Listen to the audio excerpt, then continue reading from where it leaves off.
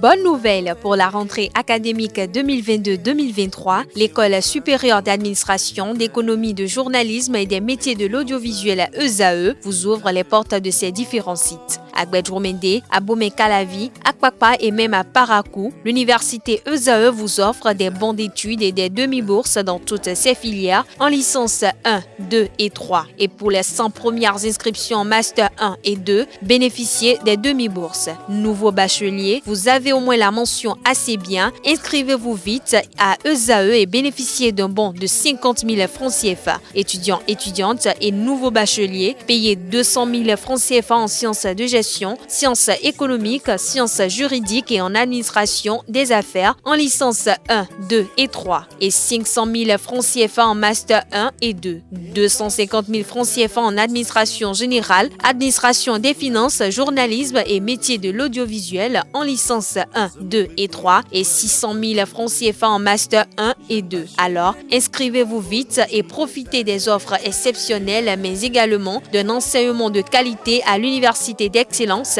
ESAE. Infoline 90 93 65 21 ou le 98 98 14 00. ESAE, l'excellence à un nom.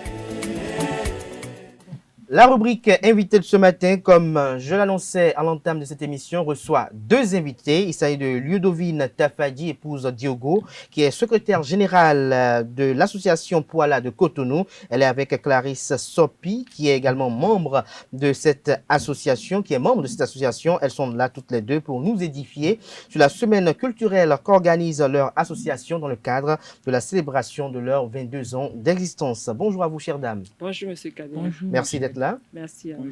Alors, dans votre style vestimentaire, on peut se dire déjà qu'on est au Cameroun, n'est-ce pas? Ah oui. Alors, Madame Ludovine Tafadi, avant qu'on entre dans le vif du sujet qui nous réunit ce matin, j'aimerais bien que les amis internautes qui ne connaissent pas cette association puissent la découvrir. Alors, dites-nous, c'est quoi l'association Poala de Cotonou? Ok, merci beaucoup, monsieur Kader. Merci pour l'occasion que vous nous donnez ce matin pour vous présenter notre association et par la même occasion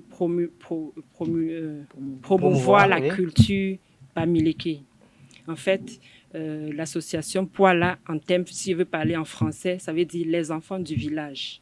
C'est une association des ressortissants de l'ouest du Cameroun qui a été créée en 2020. En 2000, pardon, Oui, autant pour 2000. moi, en 2000. Et les objectifs, c'était de promouvoir l'entraide, la solidarité entre les membres. Au départ, c'était les ressortissants de l'ouest du Cameroun. Donc, il fallait promouvoir, aider les Camerounais à s'entraider mutuellement.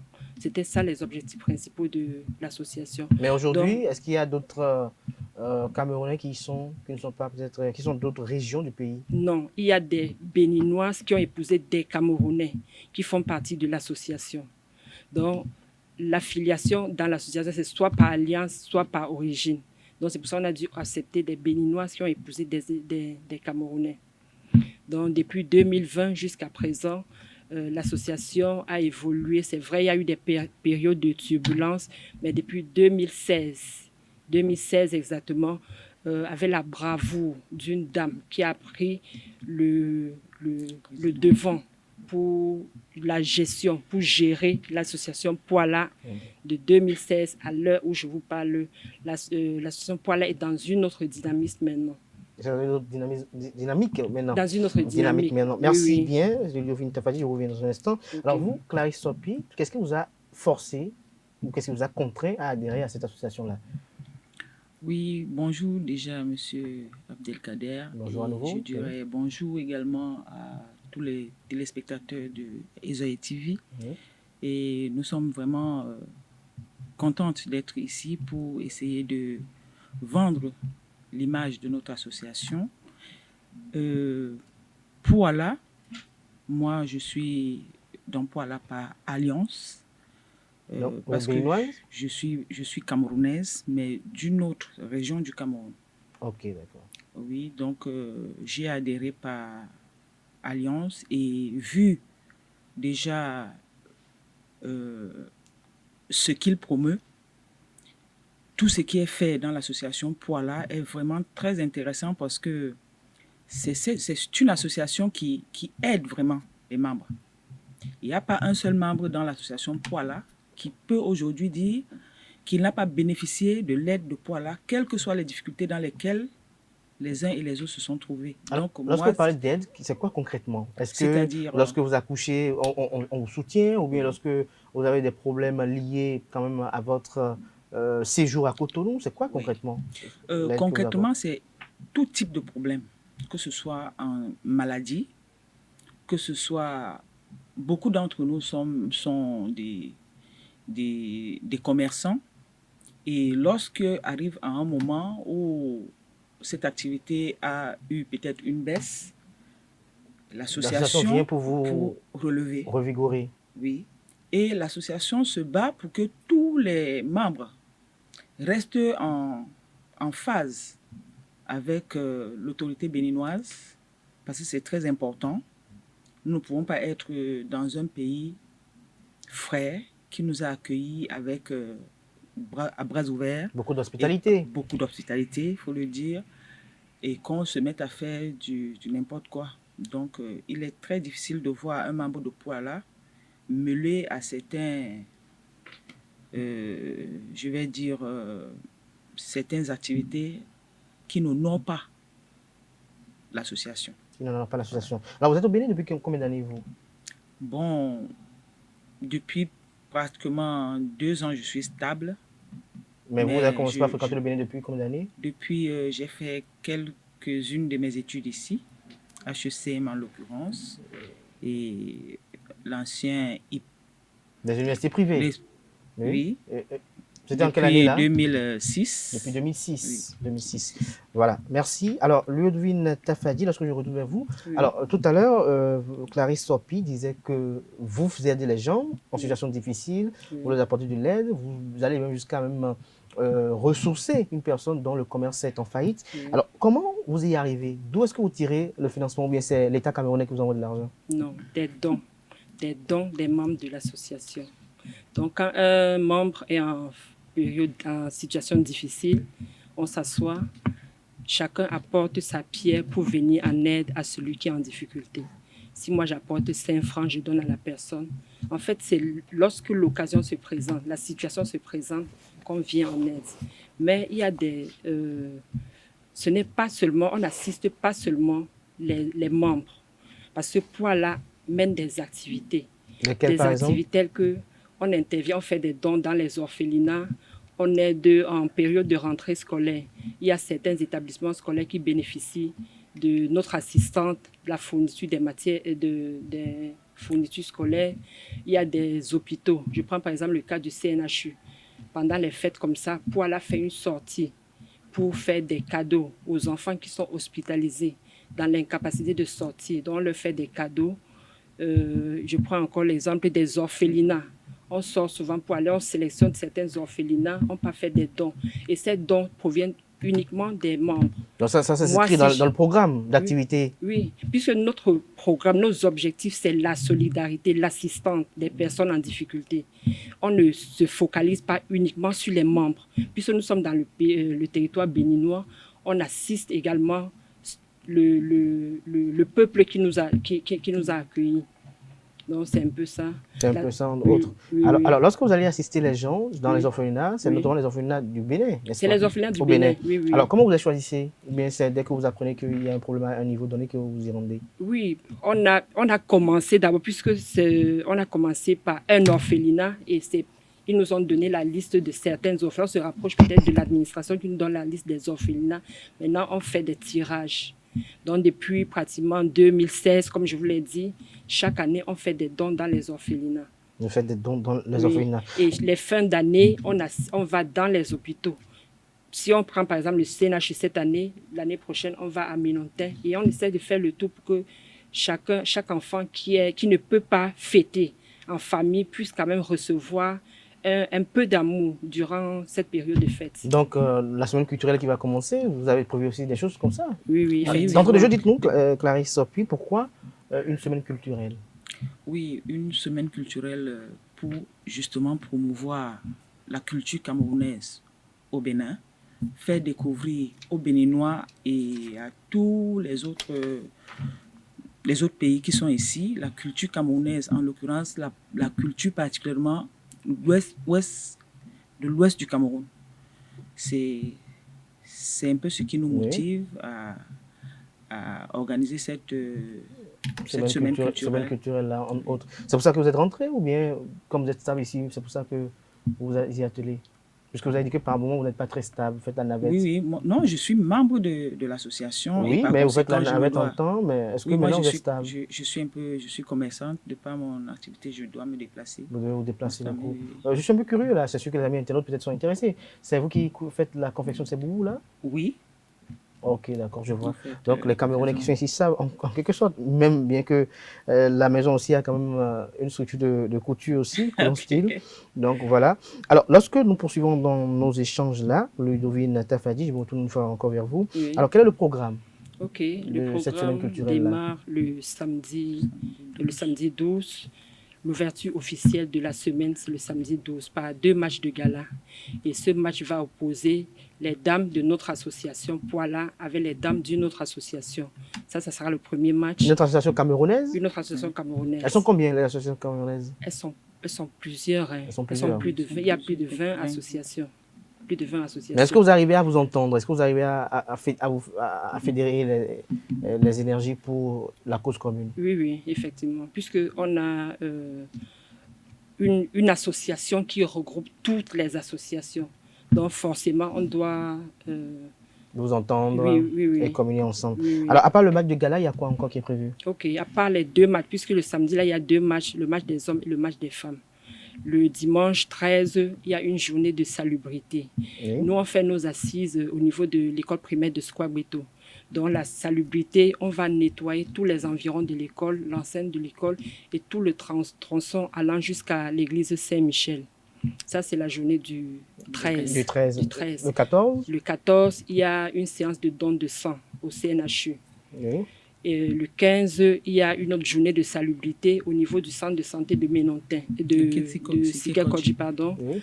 Et lorsqu'on va finir la salubrité, on va essayer de sensibiliser sur le port du casque. Oui. Vous voyez, ces jours-ci, le moyen de transport le plus courant ici, c'est la moto. Il y a des accidents de circulation. Et on est en train de sensibiliser les gens pour qu'ils puissent garder et le chauffeur et le passager à porter à tout moment. C'est une bonne initiative. Vous êtes dans la vision de la police républicaine là, qui veut quand même instituer cela. Oui. Ok. Après cela? Maintenant, j'étais au 14. Vous étiez au 14, maintenant, le 15 oui.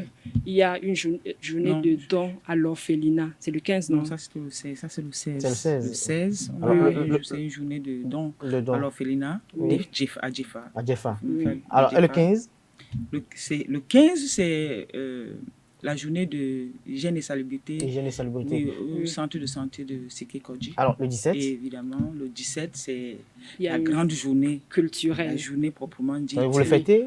Oui, on a le centre Soweto, à la descente du pont, tout avant d'arriver à Mindobo. Oui. Donc, on a organisé c'est un peu comme une mini-foire.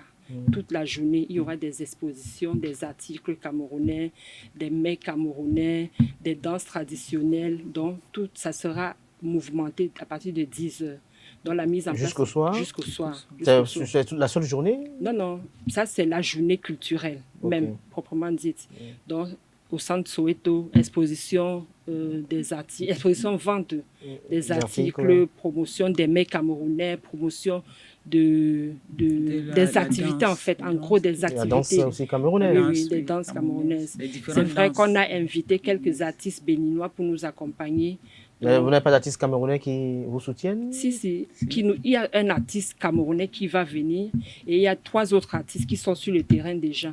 Il y a sur le terrain qui vont vous appeler. Donc, ils vont animer toute la journée du jeudi jusqu'à X heures. Jusqu'à X heures. Et le vendredi? Le vendredi, il y a une messe d'action de grâce à l'église Saint-Michel. Et le samedi, c'est la soirée de gala proprement dite, organisée au Majestic. À partir de... C'est pour... Donc là, vous voulez sortir les gros moyens, là? Bon, avec la grâce de Dieu, on va essayer de faire ce qu'on peut. Donc, tout finit le samedi? Tout finit le samedi. Alors, je me retrouve avec vous, Clarisse Sopi, vous qui êtes fréquente au Bénin. Vous avez fait les études au Bénin, notamment les études universitaires. Donc, vous connaissez un peu les Béninois. Alors, comment trouvez-vous la culture béninoise? Je vais dire que, bon, nous sommes en Afrique et certaines choses, beaucoup de choses, j'allais même dire, se ressemblent. Et du coup, moi, depuis que je fréquente le Bénin, je me sens très bien. Je me sens très bien au Bénin parce que les Béninois sont hospitaliers. Les Béninois aiment l'étranger.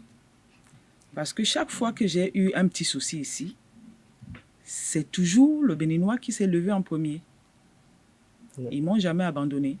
C'est pour ça que je n'arrive pas à avoir le courage de quitter complètement le Bénin. Alors vous, qu'est-ce qui vous retient au Bénin, vous? Bon, vous voyez, comme elle a dit, le Béninois est hospitalier. La preuve en est que je suis venue aussi au Bénin pour les études. Mais je me suis retrouvée mariée à un Béninois. Donc, ça c'est très bien. Donc on a eu cette force-là au Bénin. Bon. De vous retenir ici par alliance. Dans l'hospitalité, ça c'est la première des choses qui Mais la culture elle-même, au-delà de l'hospitalité et autres, est-ce que, bon, vous qui êtes marié à un Béninois, est-ce que la façon dont les choses sont conduites pour le mariage et autres, est-ce que c'est la même façon qu'au Cameroun, c'est effectué chez vous? C'est similaire. C'est similaire, oui. À quelques dissemblances près. C'est les mêmes procédures, la dot, procédés. Oui. Mais est-ce que la dot ici n'est pas modérée comparativement à ce qui se fait chez vous? C'est vrai que c'est modéré ici. Parce que... Et même chez nous, déjà, ça dépend des régions. Non seulement ça dépend des régions, ça dépend des familles aussi. Parce que même dans la même région, il peut y avoir des familles. Je suppose que c'est la même chose ici. Bon, il y a des familles un peu difficiles, il y a des familles un peu plus... Mais pourquoi certaines familles exigent beaucoup de choses, surtout au Cameroun? C'est-à-dire beaucoup. Quand on dit beaucoup, c'est que véritablement le mari se met dans de véritables soucis pour pouvoir effectuer cette dot-là. S'il n'est pas camerounais par hasard. Pour comprendre véritablement les fondements. Pourquoi? Ça dépend. Moi, je vais dire que ça dépend peut-être que de l'image que le gendre veut. Parce que généralement, ce n'est pas exigé vraiment. Lorsqu'on vous apporte la liste de la dot, vous pouvez gérer cette liste avec la famille. C'est sûr qu'il y a des Béninois qui ont peut-être fui de vous épouser parce qu'ils se sont dit, tiens, si je dois épouser peut-être Ludovine, peut-être qu'en allant au Cameroun, on me demandera toute une bâchée de vivres, tout un bétail. Ludovine est mariée ici. Oui, donc, mais peut-être qu'il y avait eu des Béninois avant le mari, peut-être qu'il y avait cette crainte, juste pour taquiner un peu. C'est vrai qu'il y a quand même cette crainte, parce que moi, mon mari, par exemple, on lui a dit... Le Cameroun, bon, il a été persévérant. Vraiment, c'est ça aussi l'amour, c'est ça aussi l'attachement à sa bien-aimée, à sa dulcinée. Merci à vous, Ludovine Tafadi, vous êtes secrétaire générale de l'association Poala de Cotonou. Merci également à Clarisse Sorpi, qui est membre de cette association. Alors, est-ce que vous faites de la propagande par rapport à votre association? Est-ce qu'au niveau du Cameroun, les gens vous connaissent, cette association-là, notamment à l'ouest du Cameroun? Puisque vous êtes pour la plupart des ressortissants de l'Ouest. Oui. Bon, pour l'occasion, on n'a pas fait de la propagande au Cameroun. Mais il y a des adhérents qui étaient ici, qui sont au Cameroun maintenant et qui restent membres de Poala. Donc, eux, ils sont en train d'essayer de sensibiliser les gens à leur niveau. Pour quelqu'un qui veut quitter le Cameroun pour venir s'installer ici, on lui dit, bon, je t'oriente vers cette association. Maintenant, à toi de faire le choix. Donc, c'est pas qu'on fait la propagande. Alors, dernière question à Clarisse Sorpi, quelle est la particularité de Poala? La particularité, avant de répondre à votre question, j'aimerais d'abord parler de notre présidente. Oui. Parce que, comme disait tout à l'heure ma sœur Ludovine, c'est une association qui a connu beaucoup de péripéties, une grosse crise qui nous a vraiment... C'était évident, en 2 ans, voilà. Il y aura forcément eu des gros débats. Voilà. Donc, notre présidente actuelle est venue avec une dynamique et elle a vraiment relevé l'association. Comment se font les élections chez vous? Les élections se font par... la présidente est élue par vote. Oui, on organise souvent les élections. Elle a un mandat de 2 ans, renouvelable. Et maintenant, parfois, bon, tout le monde dépose sa candidature et compte tenu de la manière dont les candidats sont imposants. Voilà. Et le programme que chacun offre, déjà, on on se connaît tous, donc on sait à peu près qui fait quoi et qui est capable de quoi, qui est généreux, qui assiste vraiment. Donc, c'est par rapport à ça qu'on vote aussi. Et notre présidente a pris vraiment tout notre cœur parce que c'est une femme, la main sur le cœur, qui est prête à tout pour qu'un membre de Poala n'ait aucun problème. Voilà. Et donc, ça lui, cet engagement-là. Oui, c'est cet engagement-là.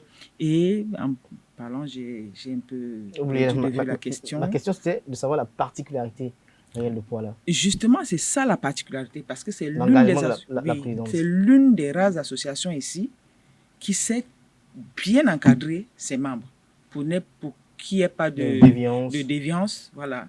C'est une association vraiment qui donne envie d'être en association. Qui donne envie d'être en association. Un mot sur la présidente pour finir? Oui, je vais compléter en disant, comme elle a dit, c'est une femme qui a su redonner la dynamique à cette association. Et comme je l'ai dit, l'association vit sur des dons. Et en tant que présidente, elle est la principale qui soutient, disons, la vie de cette association. Voilà, en quelque sorte. Oui. Merci à vous, Ludovine Tafadji, épouse Diogo. Je rappelle que vous êtes la secrétaire générale de l'association Poala de Cotonou. Vous étiez en compagnie de Clarisse Sopi, membre de l'association Poala de Cotonou. Chers amis internautes, on retiendra de ce bref échange que l'association Poala, créée en 2000, c'est une association qui est née pour promouvoir la culture bamileke. Elle est une association qui est constituée majoritairement de ressortissants de l'Ouest Cameroun résidant à Cotonou. On peut y adhérer aussi par alliance, selon les membres qui nous en ont fait part ce matin tout à l'heure. Poala qui signifie les enfants du village. Et cette association vole au secours de ses membres à travers les problèmes qu'ils ont. Ils les aident à les résoudre. Et donc, l'entraide et la solidarité sont leurs leitmotivs. Par rapport au financement, c'est-à-dire d'où est-ce qu'ils trouvent les fonds pour effectuer les différents dons et autres qu'ils effectuent, ils ont fait savoir que l'association survit à travers des cotisations, à travers des dons de part et d'autre. Et donc, ils sont très actifs sur le plan caritatif et social, notamment en effectuant quelques actions dans les hôpitaux et les orphelinats de la place afin d'assister les personnes en difficulté. Interrogés sur la semaine culturelle qu'ils organisent à partir du 12 novembre prochain, le programme a été déroulé avec beaucoup de détails par la secrétaire générale Ludovine Tafadji et sa consoeur Clarisse Sopi. Et donc, le programme a été déroulé. Un programme qui commence ce samedi et se termine le samedi prochain. Et en fin d'émission, elles ont eu à dire quelques mots sur l'engagement de la présidente de l'association qui, selon elle, est très active, très engagée pour le bonheur et, j'allais dire, le bien-être de ces différents membres de cette association. J'espère que j'ai bien résumé. Merci à vous, chers amis, une fois encore. Nous passons à présent à la page des sports.